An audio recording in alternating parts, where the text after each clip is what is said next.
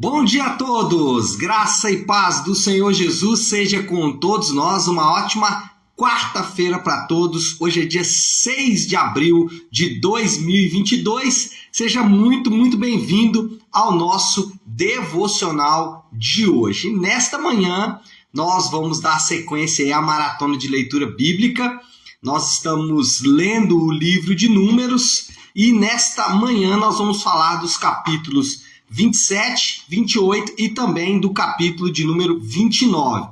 Contexto geral aqui lembra esses últimos capítulos de Números.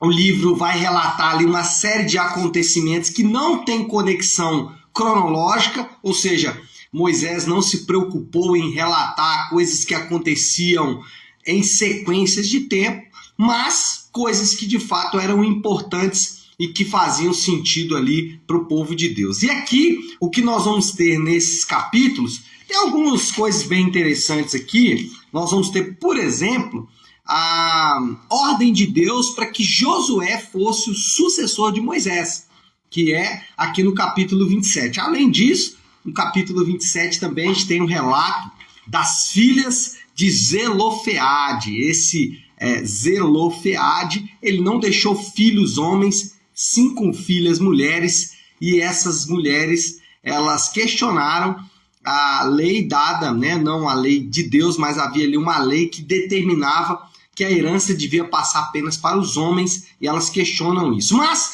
nós não vamos falar nem de Josué, nem das filhas de Zelofeade, nós vamos falar do que compõe o grosso desses capítulos, que são as descrições de várias ofertas e festas que o Senhor preconiza para o seu povo. Eu até separei aqui 2 versículos para lermos, porque esses versículos, de certa forma, resume toda essa parte, resume todo o ensinamento sobre as festas e também sobre as ofertas. Diz assim não, né?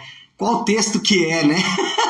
É Números 29, versículos 39 e 40. Números 29, 39 e 40, que diz assim: além dos votos que se fizerem e das ofertas voluntárias, preparem isso para o Senhor nas festas que são designadas a vocês. Então ele fala aqui de oferta, ele fala de voto e ele fala também de festas. E ele diz assim, 2 pontos: os holocaustos, as ofertas derramadas de cereal e de comunhão. E Moisés comunicou aos israelitas tudo o que o Senhor havia ordenado. Então, aqui resume, tanto em relação às ofertas derramadas, holocaustos, oferta de cereal, de comunhão, e também das festas. Como eu disse, cada um desses elementos, cada um desses aspectos foi bem descrito aqui em todo o texto. Agora, algumas coisas a gente precisa ter muito cuidado quando a gente lê essa parte sobre as festas. Primeira coisa que a gente precisa ter muito cuidado é não tentar recriar essas festas. Durante um tempo, no meio do povo de Deus, especialmente nos últimos anos, alguns grupos tentaram recriar a festa das trombetas, a festa das cabanas, a festa das primícias. É um negócio muito divulgado. Só que nós não precisamos mais recriar essas festas.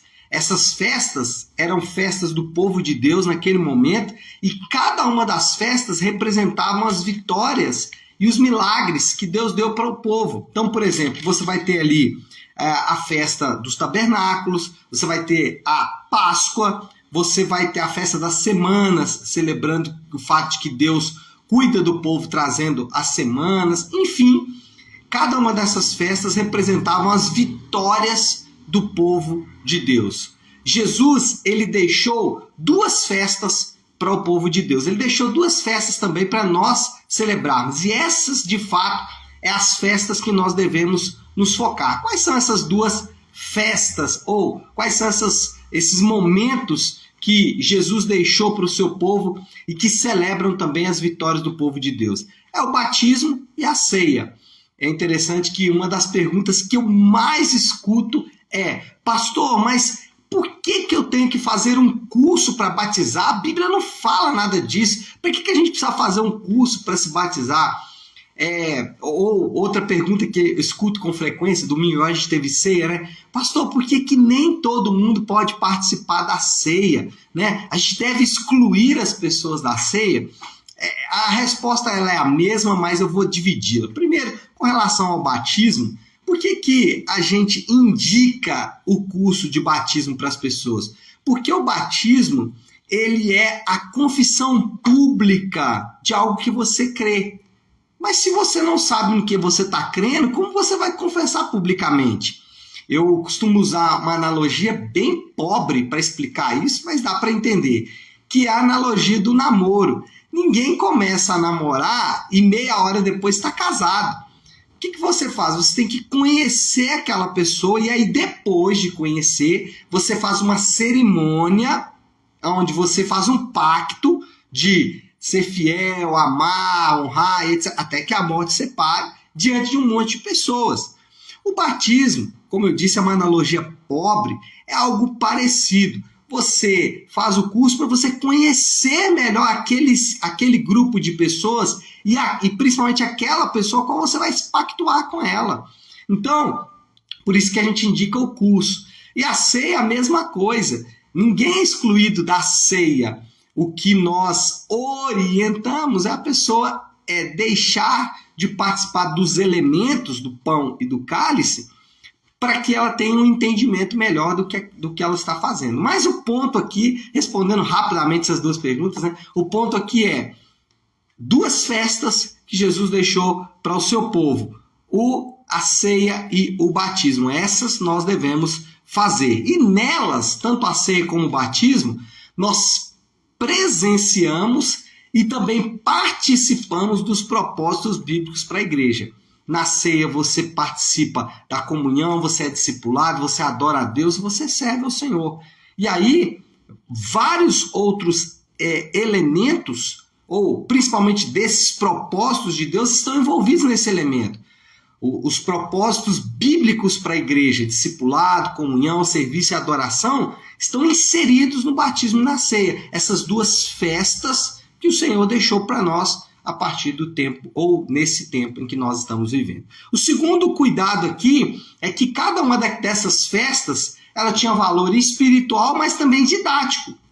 Cada uma dessas festas lembrava e preparava o povo de Deus. Era esse o objetivo, lembrar o povo, por exemplo, da Páscoa, e preparar o povo também, como, por exemplo, a festa dos tabernáculos. E aí, todo o relato bíblico, ele funciona como didática de Deus.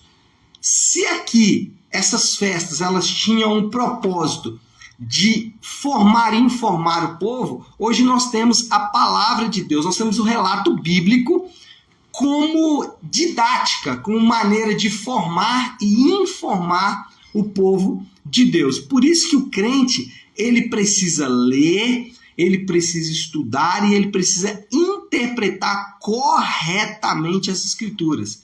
O crente, ele não pode ignorar, ou ele não pode simplesmente ignorar mesmo, deixar de ler, de interpretar bem as escrituras. Eu tenho uma frase que eu digo com frequência, que é: a interpretação equivocada, aplicação torta. E isso acontece quando você não lê, quando você não estuda, quando você não interpreta corretamente as escrituras, a chance de você aplicar de maneira equivocada é muito grande.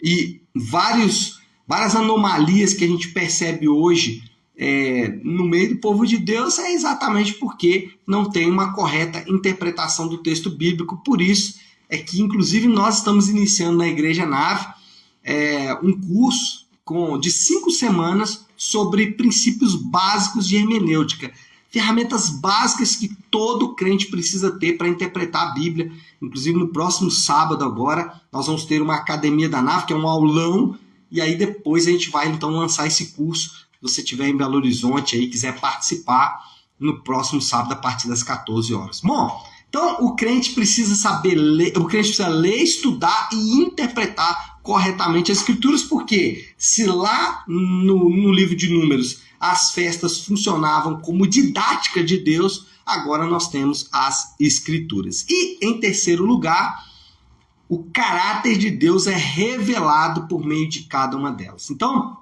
primeiro, não precisamos recriar essas festas.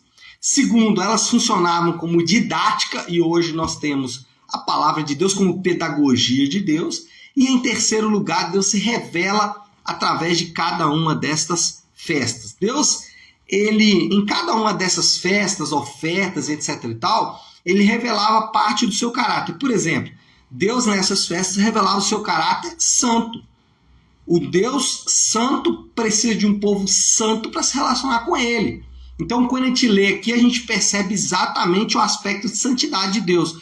É interessante que uma pessoa me diz, pastor, por que esse sistema é tão complexo? Porque o pecado é algo complexo. E Deus, ele revela a sua santidade tentando resolver toda essa complexidade do pecado. Tentando não, né? Resolvendo, né? Essa complexidade do pecado. Então, Deus é um Deus santo, mas Deus também, nessas festas, se revela como um Deus amoroso, como um Deus que cuida do seu povo, como um Deus que prepara o seu povo para viver a sua revelação. Mas também Deus é um Deus paciente. Por quê? Depois de todas essas descrições, depois de mostrar tudo o que ele precisava e tudo que era necessário ser feito, o povo continuou errando o caminho e Deus continuou trazendo o povo de volta, mostrando a sua paciência, mas também a sua fidelidade. Deus é um Deus fiel, mesmo que o povo, mesmo que nós não vamos conseguir ser fiéis o tempo todo, ou a grande maioria do tempo, Deus ele continua fiel e essa é a mensagem que é passada aqui nessas festas. O caráter de Deus é revelado. E aí, quando nós chegamos em Jesus, se aqui as festas revelavam o caráter de Deus, Jesus é a expressão exata do ser de Deus. Jesus é a revelação completa do caráter de Deus. Ele se revela progressivamente nas Escrituras, Jesus é revelado progressivamente nas Escrituras, mas ele é revelado definitivamente no Evangelho. Lá nos Evangelhos e nas cartas, Jesus está de fato límpido e cristalino. Aquilo que foi progressivo durante a história, e aqui nós percebemos, nas festas e nas ofertas, percebemos parte dessa revelação lá em Jesus e nas cartas, no Novo Testamento, de forma geral. Essa revelação ela é definitiva, ela é final. Então, qual é a moral da história aqui? A moral da história é que Deus, em sua sabedoria, revela-se em Jesus, que é a festa definitiva e a oferta suficiente. Então, quando a gente lê essas festas, quando a gente vê essas ofertas, isso nos causa às vezes espanto, porque é tão complexo, mas todas essas festas e todas essas ofertas, elas apontavam para a festa definitiva, para a oferta definitiva que é Jesus. Então essa é a moral da história que nós aprendemos nesse texto. E aí, qual é o desafio? Qual é o desafio do Léo aí para esta quarta-feira? Qual é a aplicação final que nós podemos pegar de todo esse texto? O que essas festas, essas ofertas queriam era de alguma forma mostrar parte do caráter de Deus.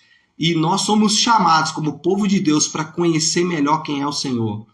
Então não se esquive, não terceirize, não deixe de investir nisso. Gaste boa parte da sua vida, gaste boa parte da sua existência em conhecer melhor, em conhecer quem é o Senhor, conhecer melhor quem é o Senhor. Essa é a nossa tarefa. Nós podemos fazer isso de algumas formas. A própria contemplação da criação é uma forma de revelação, porém, essa revelação é completa nas Escrituras. E mais, nós também conhecemos melhor o Senhor através da oração.